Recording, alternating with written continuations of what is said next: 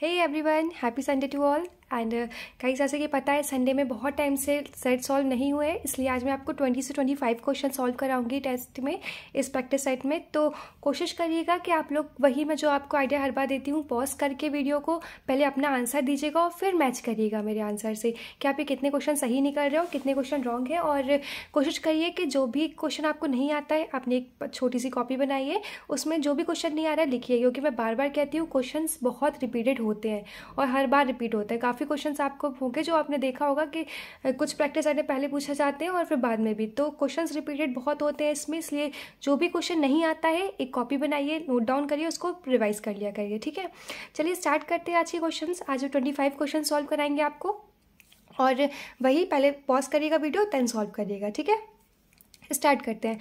Which of the following is mainly responsible for clotting of blood? कौन सा इसमें से सबसे ज़्यादा रिस्पॉन्सिबल होता है क्लॉटिंग में ब्लड की? तो आपको पता है कौन सा होता है, थ्रोम्बोसाइट्स होती हैं। कौन सी होती है? थ्रोम्बोसाइट्स होती हैं जो सबसे ज़्यादा रिस्पॉन्सिबल होती हैं क्लॉटिंग में ब्लड की। ठीक है, नेक्स्ट क्वेश्चन है, in hypoxia too little oxygen reach the tissue. Hypoxia में सबसे कम लिटिल ऑक्सीजन पहुंचती है टिश्यू में। ठीक है, नेक्स्ट क्वेश्चन है, the end product formed in blood clotting. जो सबसे आखिरी प्रोडक्ट बनता है जो फॉर्म्ड होता है ब्लड क्लॉटिंग में, वो कौन सा होता है गाइस? वो फिब्रिन होता है। कौन सा होता है? फिब्रिन होता है। ये क्या है? एंड प्रोडक्ट है जो फॉर्म्ड होता है ब्लड क्लॉटिंग में। नेक्स्ट है, एफ्लूरेज इज ऑलवेज डन। ये मसाज का आपको पता है टाइप है। Effleurage is also done, is always done हमेशा कैसे किया जाता है? From distal to proximal and.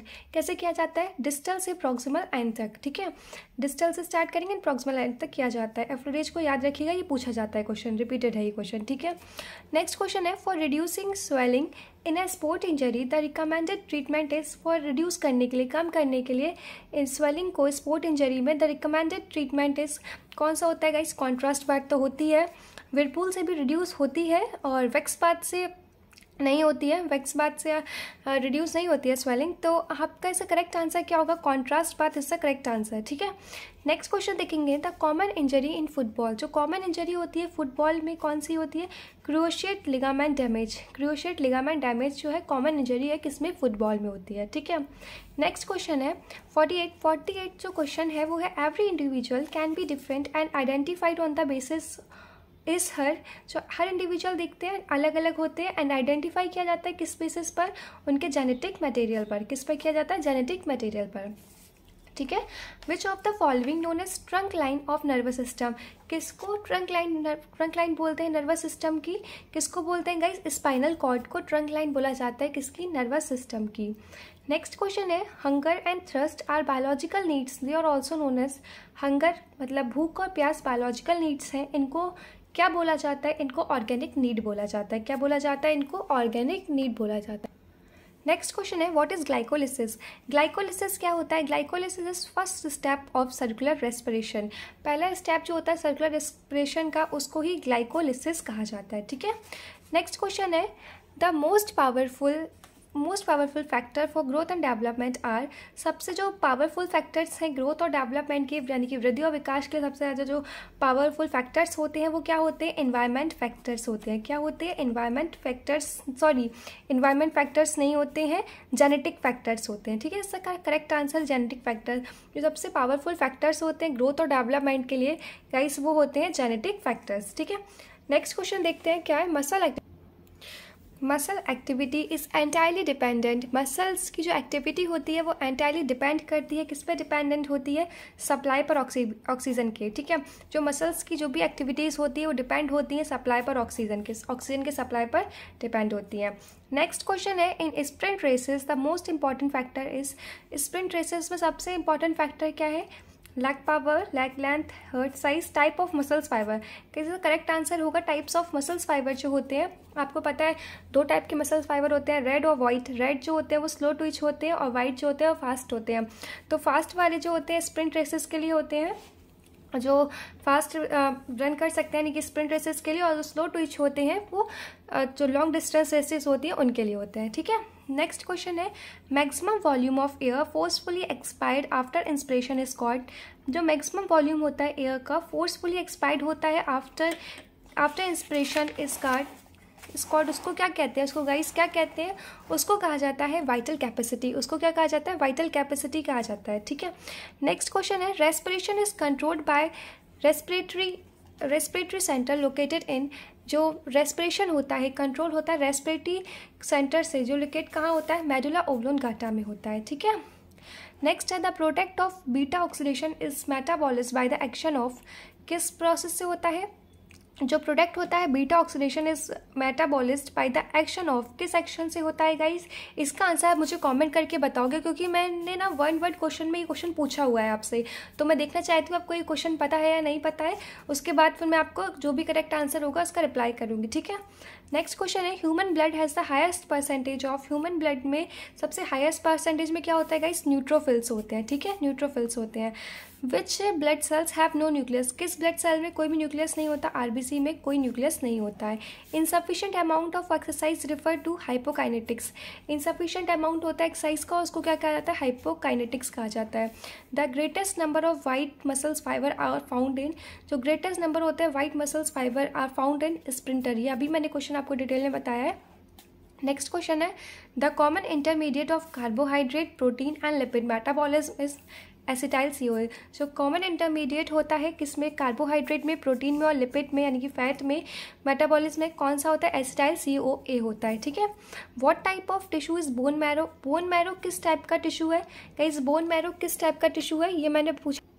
तो ये क्वेश्चन ऑलरेडी पूछ चुकी हूँ आपसे कि किस टाइप का बोन मैरो, किस टाइप का टिश्यू होता है बोन मैरो, ये सेलुलर होता है। किस टाइप का, what type of tissue is bone marrow, cellular, उसका करेक्ट आंसर। ठीक है, heparin, heparin is found in. Heparin किस में पाया जाता है, बोन्स में, ब्लड में, कार्टिलेज में। हेपेरिन किस में पाया जाता है, ये ब्लड में पाया जाता है। ठीक है, तो इसका करेक्ट आंसर हो जाएगा ब्लड। नेक्स्ट क्वेश्चन था readymade source of energy in the body for muscular contraction. जो रेडीमेड सोर्स होता है एनर्जी का बॉडी में मसल्स के कॉन्ट्रैक्शन के लिए, वो कौन सा होता है गाइस, कौन सा होता है, वो ATP होता है। Readymade source of energy, readymade source energy का बॉडी में मसल्स के कॉन्ट्रैक्ट होने के लिए ATP होता है। ठीक है, नेक्स्ट क्वेश्चन है the skeleton of baby consists almost entirely of cartilage। जो skeleton होता है बेबी का वो कंसिस्ट करता है ऑलमोस्ट एंटायरली ऑफ कार्टिलेजेस को।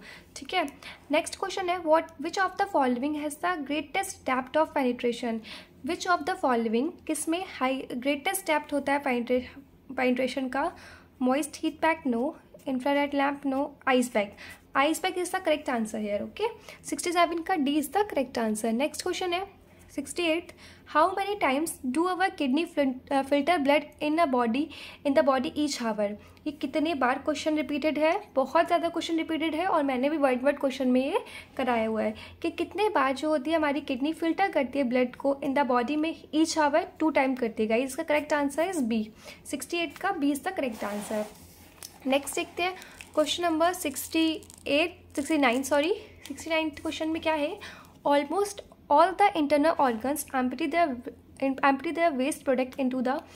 ऑलमोस्ट सभी इंटरनल ऑर्गन्स, जितने भी इंटरनल ऑर्गन्स होते हैं एम्प्टी, खाली करते हैं अपना वेस्ट प्रोडक्ट को। किसमें खाली करते हैं, तो किसमें खाली करते हैं ये लोग, ब्लड स्ट्रीम में। Blood stream is the correct answer. Almost all the internal organs empty their waste product into blood streams. Next question है what percentage of blood is received by the skeletal muscles during strenuous exercise. कितना percent जो होता है blood receive करता है skeletal muscle से during strenuous exercise के दौरान, कितना परसेंट ब्लड का रिसीव करता है, 85 to 90%। 85 to 90%। ये क्वेश्चन इंपॉर्टेंट है, पूछा जा सकता है। नेक्स्ट क्वेश्चन है the function of synovial fluid found in the all mobile joint is to. जो फंक्शन होता है साइनोवियल फ्लूइड का पाया जाता है, फाउंड होता है in all mobile joints is to synthesise the protein of ligaments no, manufacture of red blood cells no, lubricate a diarthrodic. Yes, D is the correct answer, lubricate a diarthrodic joints को। ठीक है, next answer है in muscles myosin is also called. Muscles में myosin को क्या कहा जाता है, थिक प्रोटीन फिलामेंट। मायोसिन को कहा जाता है थिक प्रोटीन फिलामेंट और एक्टिन को कहा जाता है थिन प्रोटीन फिलामेंट। ठीक है, इसको याद रखोगे आप।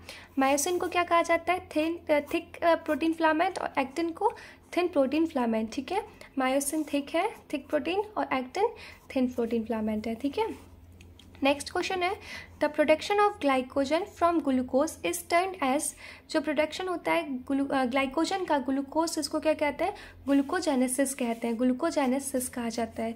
सो B answer is the correct. Next question है Krebs cycle take place in, कैसे क्वेश्चन बहुत रिपीटेड है, बहुत बार पूछा जा चुका है कि Krebs cycle take place in mitochondria, Krebs cycle take place in mitochondria. Next question है thermoregulation in human beings is controlled by, जो thermoregulation होता है human beings में control होता है skin and blood both A and B are correct, it means C answer is correct। ठीक है, skin and blood दोनों में होता है, थर्मो रेगुलेशन होता है ह्यूमन बींग्स में, कंट्रोल होता है स्किन से और ब्लड से। ठीक है, heat cramps are result of, heat cramps किसके रिजल्ट है, डिहाइड्रेशन के, कोल्ड के, ओबेसिटी के या ट्रेनिंग के, गाइस डिहाइड्रेशन के होता है। 76 का A answer is correct. Next है लास्ट क्वेश्चन है bruising of skin and underlying tissue is called, क्या क्वेश्चन है, bruising of skin and underlying tissue is called, इसको क्या कहा जाता है। इसका आंसर आप मुझे कमेंट बॉक्स में कमेंट करके बताना, ताकि मुझे पता लगेगा आपकी स्पोर्ट्स मिशन कितनी कंप्लीट है और मुझे किस लेवल से उसको स्टार्ट करना है। वैसे मैं बेसिक से ही लूँगी, तो मैं देखिए आप आज संडे है और मैं ट्यूसडे से योगा की वीडियो डालूंगी। मैं कोशिश कर रही हूँ अच्छे से अच्छा आपके लिए कंटेंट लेके आऊँ योगा का, जिससे आपके कोई भी क्वेश्चन गलत नहीं हो। और मैं जो लेके आऊँगी योगा से रिलेटेड क्वेश्चन, वो मैं देखिए क्लास 11th की बुक से क्लास 12th सारी बुक्स इंक्लूड करूँगी, उसके बाद आपको कुछ भी ज़रूरत नहीं होगा। तो क्लास 11th की बुक, क्लास 12th की बुक से मैं स्टार्ट कर रही हूँ योगा का लेना, ताकि कहीं से भी क्वेश्चन आ जाए आपको कोई भी दिक्कत ना हो। ठीक है, तो इस 77th का आंसर एक बार मुझे आप कमेंट बॉक्स में कमेंट करके बताओगे कि bruising of skin and underlying tissue is called, इसको क्या कहा जाता है। तो इसका आंसर आप मुझे कमेंट करके बताइएगा। और मैंने एक क्वेश्चन और पूछा है 57th, जो आप अभी पढ़ोगे आपको पता लगेगा कि 57th का आंसर और क्वेश्चन नंबर 77 का आंसर, आप दोनों मुझे कॉमेंट बॉक्स में कॉमेंट करके बताओगे। और ट्यूसडे में योगा से रिलेटेड मैं बना रही हूँ, मैंने कंटेंट देखा था मुझे कैसे बनाना है, तो मैं ट्यूसडे में मैं अपलोड कर दूंगी वीडियो योगा की, जो मैंने बिल्कुल बेसिक लिया है, उसमें क्लास 11 क्लास 12 और बिल्कुल हाई लेवल तक ले जाएंगे, क्या कोई भी क्वेश्चन आपका गलत ना हो। ठीक है, तो आज के लिए गाइस इतने क्वेश्चंस थे। 20 से मैंने 25 to 30 क्वेश्चंस आज कराए हो, इवन उससे ज़्यादा भी होंगे। तो आज के क्वेश्चन में आपको जो भी क्वेश्चन में डाउट हो, कोई भी क्वेश्चन आपको लग रहा हो कि नहीं आया, या फिर कुछ भी क्वेश्चन में आपको दिक्कत हो, मुझे कमेंट बॉक्स में कमेंट करिएगा, या आप मेरे इंस्टाग्राम पेज पे मुझे एजुकेशन यूट्यूब ऐप मुझे फॉलो करके मैसेज कर सकते हैं।